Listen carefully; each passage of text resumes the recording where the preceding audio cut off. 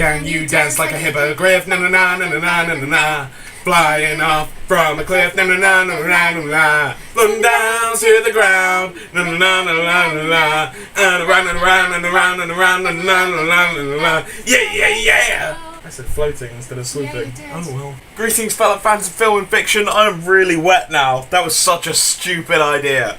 I'm gonna go get changed. Boom, welcome back to Worst of First. Another week, another Harry Potter review. Which one this time? Goblet of Fire. But we can't talk about Goblet of Fire before we finish talking about Prisoner of Azkaban. Let's do that then. Recap. So when Harry and Hermione go back in time, they manage to sneak Buckbeak away from Hagrid's hut before the Executioner can come out and kill him. So that the shot that we saw before with the Executioner bringing his axe down is actually just bringing it down in defeat because Buckbeak's not there, so he can't kill him. He's just like, ugh. So now with Buckbeak saved, they head through the forest over to the Whomping Willow and wait for the younger versions of themselves to come out. They do come out and Lupin turns into a werewolf and everything goes tits up. And Lupin's about to kill Harry when Hermione goes, the shittiest impression of a werewolf in the history of the world, except for Lupin's impression. That's a pretty bad impression. So Lupin instead turns and runs after future Harry and Hermione. They're about to get killed and they're hiding behind a tree and he's coming around the side and it looks exactly like the cave troll bit in Fellowship of the Ring. Although if I keep making comparisons to The Lord of the Rings, Lucy Hacker's going to keep having a go at me, so it's nothing like that. Then Buckbeak swoops in and fights the werewolf away and saves the day, yay! Except they haven't saved the day, because now Sirius is going to get killed by the Dementors. So Harry watches as young Harry goes across and tries to help him, but he's getting his soul sucked out too. So present Harry doesn't know what to do. He's waiting for his dad to turn up to save the day, but he's not going to turn up. So Harry runs out and goes, Expecto Patronum! And the Patronus isn't in the shape of a stag this time. I'm pretty sure it was in the shape of a stag last time. So it was future Harry all along, but had saved them. Oh. Harry and Hermione rescue Sirius, put him on the back of Buckbeak, the hippogriff, and fly him away to safety. So sadly, Sirius has to continue being a fugitive on the run because there's no proof that he's innocent now that Peter Pettigrew or Wormtail got away. And that is basically the end of the film, except that Harry gets a new broom called a firebolt that goes wicked fast. And that's the ending, him just riding away on it, which is, I don't know, odd. It's not as moving or anything, it's just him going, ah! What the shit was that? That's not a Harry Potter ending. That's just a freeze frame. Oh well, at least it's over now. And then that's the end of Prisoner of Azkaban. Should we move on? Let's move on. The plot. But before I can get going, I have to cast a little spell. Okay?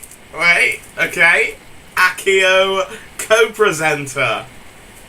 Hello! Ah! This is Dot, my co-presenter and sister. Fancy seeing you here in our house. Hi, viewers. Good point.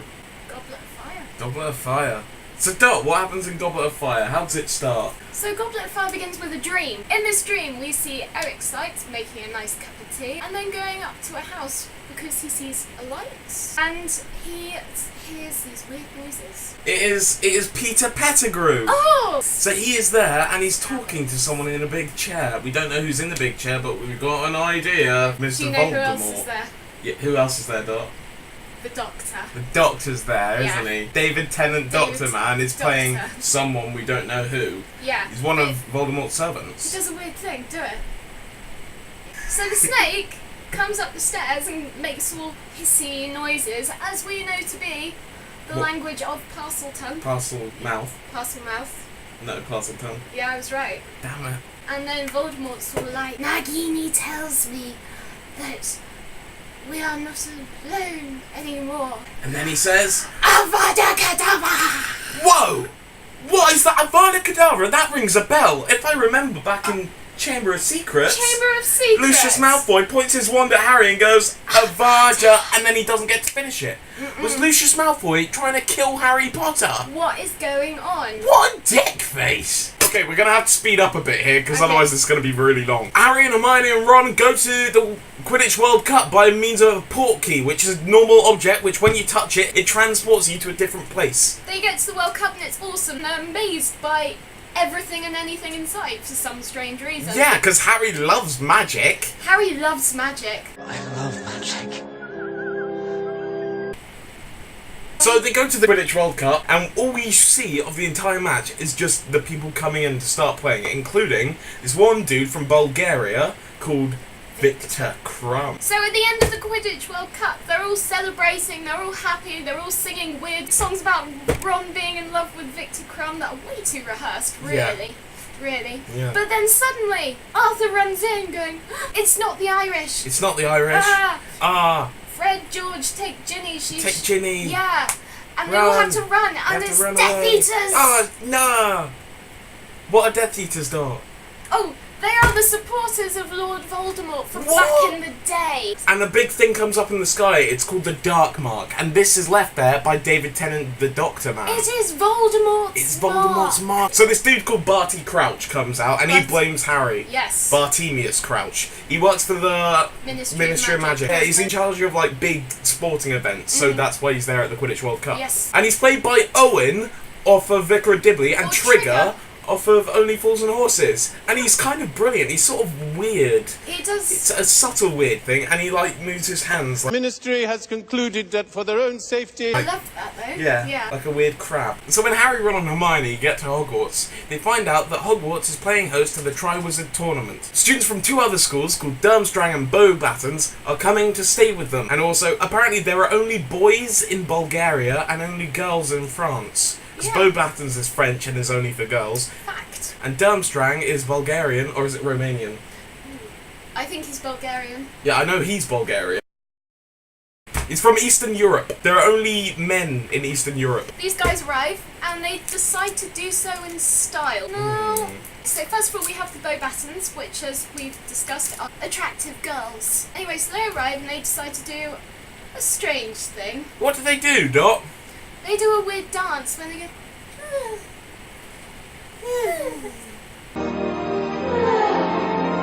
So after that weird thing, in come Durmstrang. And Durmstrang are all doing like cool martial arts things and like fire breathing and awesomeness. And then Victor Crumb comes in and he's just striding along like That's a badass. awesome. The way he does it, he's just like, oh, I don't need to do what the school have to do. Then this dude comes in called Mad Eye Moody. And he's called Mad Eye Moody because he's got this one eye that goes whoosh, whoosh, whoosh. And he's kind of this scary dude like is replacing the last Defense Against the Dark Arts teacher because that changes every year. So he's replacing Lupin. I preferred Lupin. Everyone preferred Lupin. Lupin was the best. Lupin is the best. Although I'd have liked to see Gary Oldman playing Lupin. Ooh, controversial. So he's a scary old bloke who keeps drinking from his flask, and you're like, ooh, wonder what's in there. It's probably alcohol.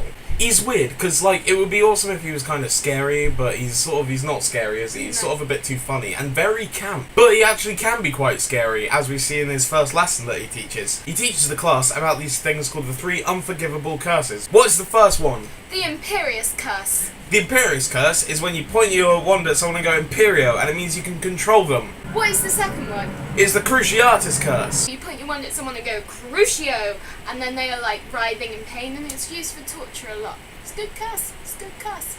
The last one is Avada Kedavra, which is the one that we saw earlier, and it is the killing curse. Big green thing goes and kills people. And there's only one person who's ever survived it. Harry Potter. Harry Potter. This scene's actually really well done. It's very creepy. It starts off like overly cheesy and funny, and then when they start doing the Cruciatus Curse, it suddenly takes this horrible turn. So by the end of it, we really are slightly scared of Mad Eye Moody, as is the rest of the class. Yeah, Neville Longbottom. He's particularly not happy about it. For some reason, the Cruciatus Curse bit upset him slightly more than it did anyone else. So Mad Eye Moody takes him to one side after their lesson, and they go off and he tries to make him feel better by giving him a book about herbology. So the Triwizard Tournament is a tournament where one wizard from each of the 3 main schools come together and have to complete a series of challenges, and whoever wins gets this cup called the Triwizard Cup and gets eternal glory. And to enter, they have to put their names into something called the Goblet of Fire, hence the Goblet of Fire It name. makes sense now, doesn't it? So the 3 champions get announced. From Durmstrang, Victor Crumb. from Beauxbatons, Fleur Delaclaughhghje. and from Hogwarts, Edward Cullen. Edward Cullen from Hogwarts.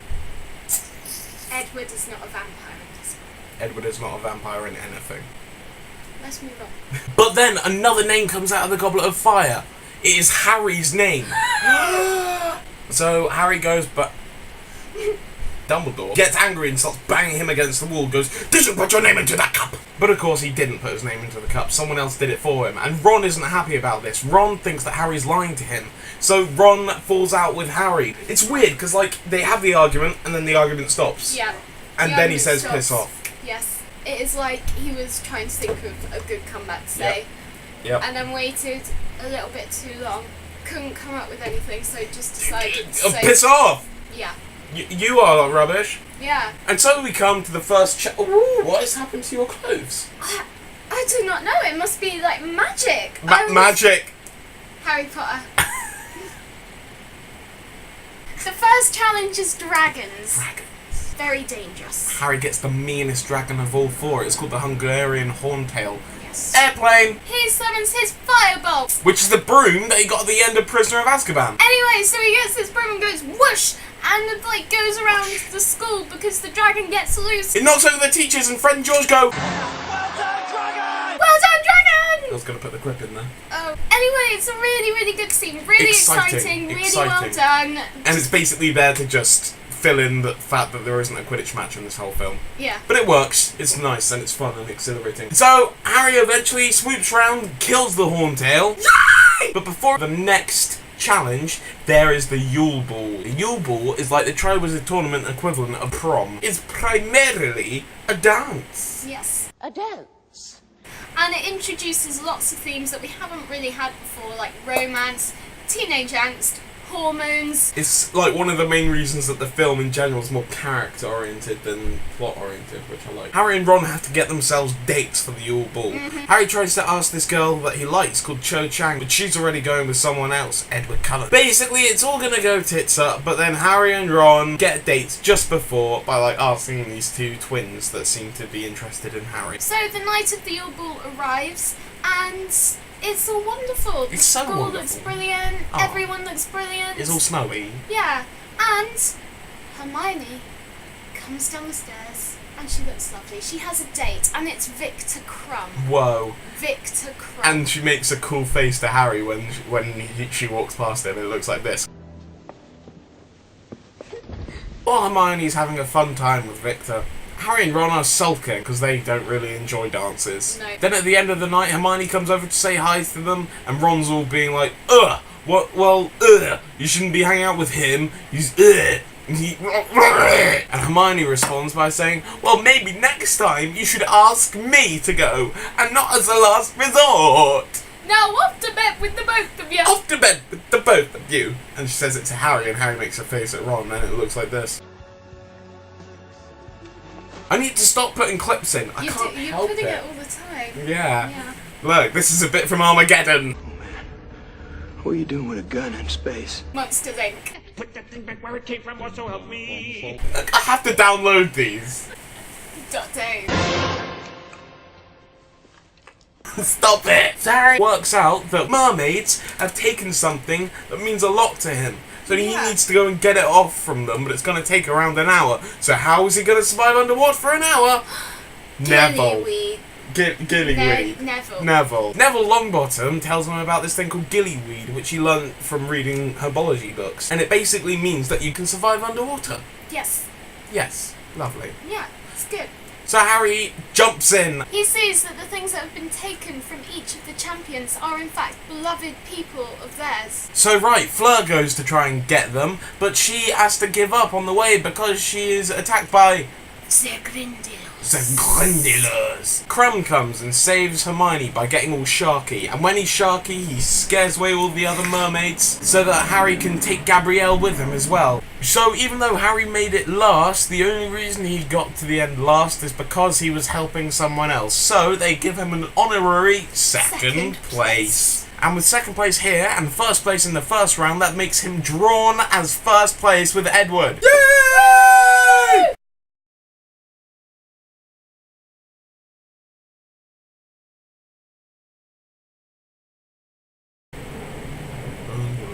Like a crazy troll, learning to rock and roll, dance around like a crazy elf, dancing with himself. Dot likes to say the first challenge is dragons. What happens in the first challenge, Dot? Oh my god! It is like dragons. The first challenge is dragons. Dragons. First challenge is dragons. Each of the contestants has a dragon each. The first challenge is dragons. Sorry, I'm lost. The first first challenge is dragons. Dragons. It's dragons. The first challenge is dragons. So we've established what the first challenge was. First challenge was dragons. Can you dance like a hypocrite? Mama, mama, mama, mama, mama. And then they run across towards the front of the room, and there's like a gratuitous close-up of all their bums. Bloody hell. And all the men in the audience go, "Yeah, bloody hell!" And then Dot asks them, "That was stupid, wasn't it?" And they go, "Yeah, what was the point in that?" Well, secretly thinking this is the best bit of any film so far. I didn't. You're the one that said it. No, I am kidding. Yeah. They've crashed the Quidditch World Cup. And Try saying that 10 times fast. Crash the Quidditch World Cup, crash the Quidditch World Cup, crash the Quidditch World Cup. What's your point? Didn't say it 10 times. Oh. He summons his fireball, which is the broom he got in the film of the... It's the broom, the film of the Gotti.